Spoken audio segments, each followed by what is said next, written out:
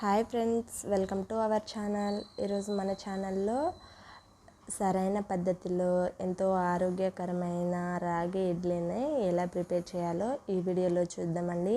Perfect టిప్స్తో సహా నేను ఈ వీడియోలో ఎక్స్ప్లెయిన్ చేస్తాను. ఫస్ట్ టైం చేసే వాళ్ళైనా దీన్ని చాలా ఈజీగా చేసుకోవచ్చండి. వీటిని వీక్లీ 1 డే అయినా సరే ఇలా చేసుకొని తిన్నట్లయితే మనకి హెల్త్ ఎంతో ఆరోగ్యంగా ఉంటుంది. షుగర్ ఉన్న వాళ్ళైనా ఇలాంటి హెల్తీగా ఉండాలి అనుకున్న వాళ్ళైనా సరే సింపుల్గా ఇలా వీక్లీకి 1 డే అయినా సరే వీటిని ప్రిపేర్ చేసుకొని తిన్నట్లయితే హెల్త్ చాలా ఆరోగ్యంగా ఉంటుంది. సో దీన్ని ఎలా ప్రిపేర్ చేయాలనేది చూసేద్దాం. విత్ చట్నీ అండి. చట్నీని కూడా చాలా సింపుల్గా ఎలా ప్రిపేర్ చేయాలో చూసేద్దాము. ఫస్ట్ అయితే చట్నీని ఎలా ప్రిపేర్ చేయాలన్నది ఈ వీడియోలో చూసేద్దాం ఫ్రెండ్స్. దీనికోసం స్టవ్ మీద ఒక కడాయి పెట్టుకొని 2 టేబుల్ స్పూన్ వరకు ఆయిల్ని యాడ్ చేసుకోవాలి. ఇలా 2 టేబుల్ స్పూన్ ఆయిల్ని యాడ్ చేసుకొని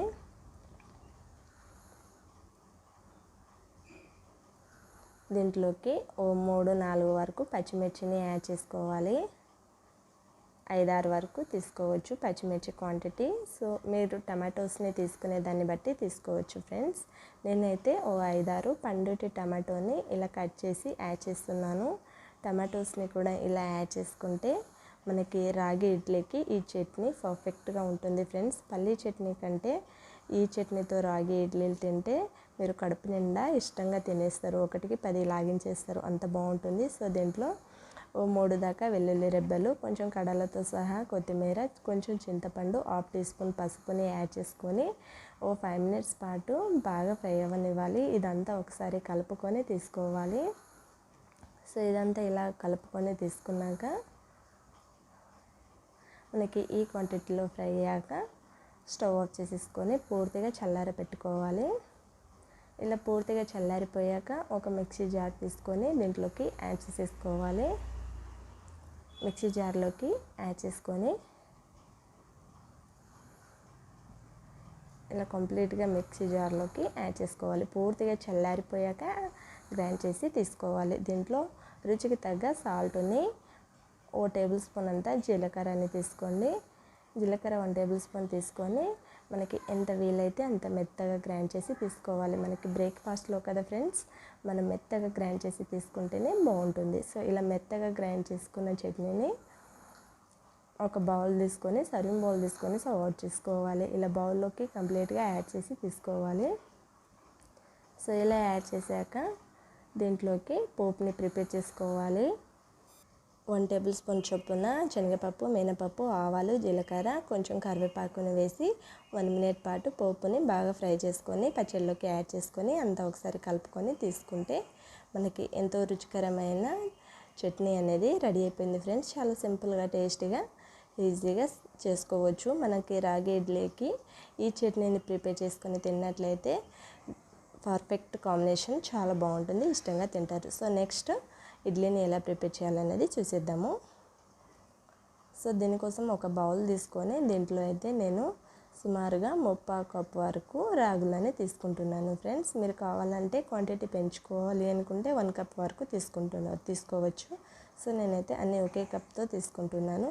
మనం ఎన్ని రాగులను తీసుకున్నామో సేమ్ ప్రాసెస్లో 3/4 కప్ వరకు రైస్ని తీసుకోండి. మీ దగ్గర బ్రౌన్ రైస్ అనేది అవైలబుల్లో ఉంటే అది కూడా తీసుకోవచ్చు. సో దీంట్లో కొన్ని వాటర్ని యాడ్ చేసి 1-2 టైమ్స్ ఫ్రెష్గా కడిగి తీసుకోవాలి. ఇలా ఫ్రెష్గా కడిగి తీసుకున్నాక చూడండి, ఇలా వీడియో క్లిప్లో చూపిస్తున్నట్టు నీట్గా కడిగి తీసుకోవాలి. దీన్ని మూత పెట్టి 4 అవర్స్ పాటు బాగా నానబెట్టుకోవాలి. నెక్స్ట్ ఇంకో బౌల్ తీసుకొని దీంట్లో సేమ్ ప్రాసెస్లో మినపప్పుని తీసుకోవాలి. 3/4 కప్ వరకు మినపప్పుని కూడా యాడ్ చేసుకోవాలి. ఇలా మినపగుళ్ళని యాడ్ చేసుకొని దీంట్లో 1 టేబుల్ స్పూన్ మెంతులని యాడ్ చేసుకుంటే కాంబినేషన్ బాగుంటుంది. సో దీంట్లో కూడా కొన్ని వాటర్ని యాడ్ చేసి వీటిని కూడా ఫ్రెష్గా 2 టైమ్స్ కడిగి తీసుకోవాలి. ఇలా పప్పు అనేది నీట్గా క్లీన్ చేసుకున్నాక దీన్ని కూడా మూత పెట్టి 4 అవర్స్ పాటు నానబెట్టి తీసుకోవాలి.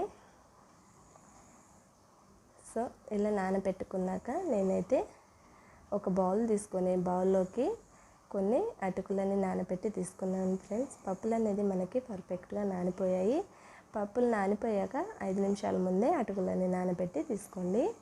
సో పప్పులు అనేది ఇలా పర్ఫెక్ట్గా నానిపోయాయి నాకైతే. చూడండి మినపగుళ్ళు కూడా మనం సగం వరకు చేస్తే గిన్నె నిండిపోయింది. సో ఇలా నానిపోయిన పప్పుల్ని ఒక మిక్సీ జార్ తీసుకొని మనం మెత్తగా అన్నీ గ్రైండ్ చేసి తీసుకోవాలి. ఫస్ట్గా మినపప్పుని యాడ్ చేసి దీంట్లోకి అటుకులని యాడ్ చేసుకొని గ్రైండ్ చేసుకోవాలి. మనం రాగులు మినపప్పులు అంతా ఒకేసారి గ్రైండ్ చేసినట్లయితే సరిగా గ్రైండ్ అవ్వవు ఫ్రెండ్స్. అందుకే నేను వేరేగా నానబెట్టుకున్నాను.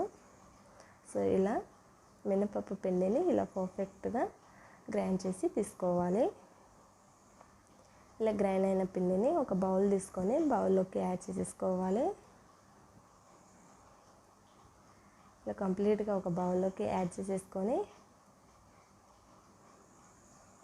నెక్స్ట్ పిండిని కూడా సేమ్ ప్రాసెస్లో గ్రైండ్ చేసుకోవాలి. పక్కన పెట్టేసుకొని రైస్ అండ్ రాగులని కూడా సేమ్ ప్రాసెస్లో అదే మిక్సీ జార్ తీసుకొని దీంట్లోకి ఇలా యాడ్ చేసేసుకొని వీటిని కూడా చాలా మెత్తగా గ్రైండ్ చేసుకోవాలి. కొందరైతే రాగులు అనేది సరిగా గ్రైండ్ అవ్వకపోవడం వలన మనకి ఇడ్లీ అండ్ టేస్ట్ అనేది పోతుంది ఫ్రెండ్స్. అందుకోసం మనం పిండిని రాగులు అనేది మెత్తగా గ్రైండ్ అయ్యేంత వరకు గ్రైండ్ చేసి తీసుకోవాలి. ఇలా పర్ఫెక్ట్గా గ్రైండ్ చేసుకున్న పిండిని మనం ముందుగా గ్రైండ్ చేసి పెట్టుకున్న మినపప్పు పిండిలోకి యాడ్ చేసేసుకోవాలి. ఇలా కంప్లీట్గా యాడ్ చేసేసుకొని దీన్ని ఒక స్పూన్తో అంతా పర్ఫెక్ట్గా కలుపుకొని తీసుకోవాలి. పిండి క్వాంటిటీ అనేది పర్ఫెక్ట్గా కలుపుకోవాలండి. పిండి అనేది మనం ఎంత పర్ఫెక్ట్గా కలుపుకుంటే మనకి ఇడ్లీలు అనేది అంత పర్ఫెక్ట్గా వచ్చేస్తాయి. ఎప్పుడైనా సరే మనం ఏదైనా చేసేటప్పుడు పిండి పర్ఫెక్ట్గా ఉంటే ఏదైనా చేసే వస్తువు అయినా సరే పర్ఫెక్ట్గా వస్తుంది. ఈ టిప్స్ మీ అందరికీ పనికి వస్తుందని చెప్తున్నాను. సో పిండి అనేది ఇలా కంప్లీట్గా కలుపుకొని తీసుకున్నాక ఇలా పర్ఫెక్ట్గా కలుపుకున్నాక దీనికి మూత పెట్టి ఓవర్ నైట్ మొత్తం పక్కన పెట్టేసుకోవాలి. ఇలా పక్కన పెట్టేసుకుంటే చూడండి మనకి పిండి అనేది ఇలా సగం చేసిన పిండి గిన్నె నిండా పొలుకుంటే చాలా బాగా వస్తుంది ఫ్రెండ్స్. చూడండి మనకి పిండి అనేది ఈ క్వాంటిటీలో ఉన్నట్లయితే ఇడ్లీలు అనేది పర్ఫెక్ట్గా కుల్లగా వస్తాయి. ఇలా చేసినట్లయితే మనకి ఇడ్లీ పర్ఫెక్ట్గా వస్తాయి ఫ్రెండ్స్.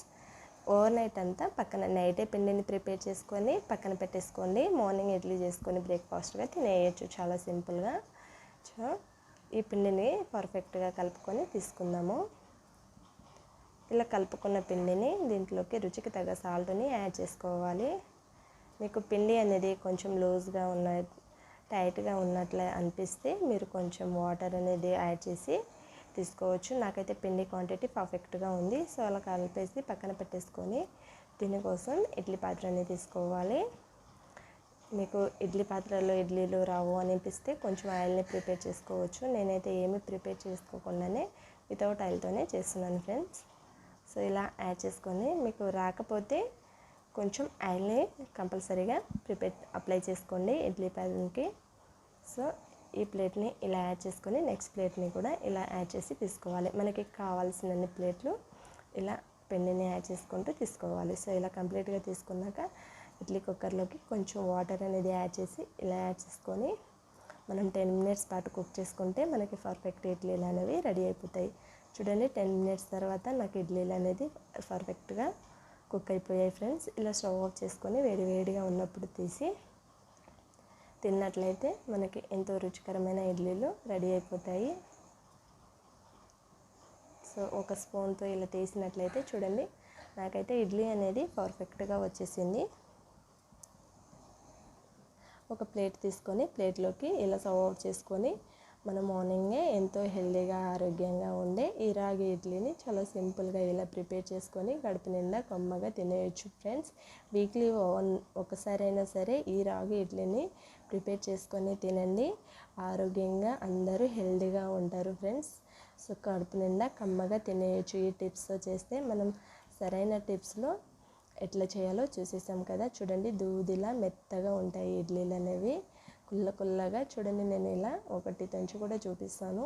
కుల్లగా వస్తాయండి. పిండి అనేది ఓవర్ నైట్ పక్కన పెట్టేసుకున్నట్లయితే మనకి ఇడ్లీలు అనేవి చాలా పర్ఫెక్ట్గా వచ్చేస్తాయి. సో ఎంతో రుచికరమైన రాగి ఇడ్లీ అండ్ విత్ చట్నీని ఎలా చేయాలో ఈ వీడియోలో చూసేసాం కదా ఫ్రెండ్స్. సో ఈ టేస్టీ రెసిపీని ఒకసారి మీరు డెఫినెట్గా ట్రై చేయండి. ట్రై చేశాక మీకు ఎలా కుదిరిందో నాతో షేర్ చేసి కామెంట్ చేయడం మాత్రం మర్చిపోకండి. ఇలాంటి మరిన్ని టేస్టీ రెసిపీస్ కోసం మన ఛానల్ని తప్పకుండా సబ్స్క్రైబ్ చేసుకోండి. వీడియో నచ్చితే ఒక లైక్ చేయండి. మీ ఫ్రెండ్స్కి రిలేటివ్స్కి షేర్ చేయండి friends. Thank you for watching all.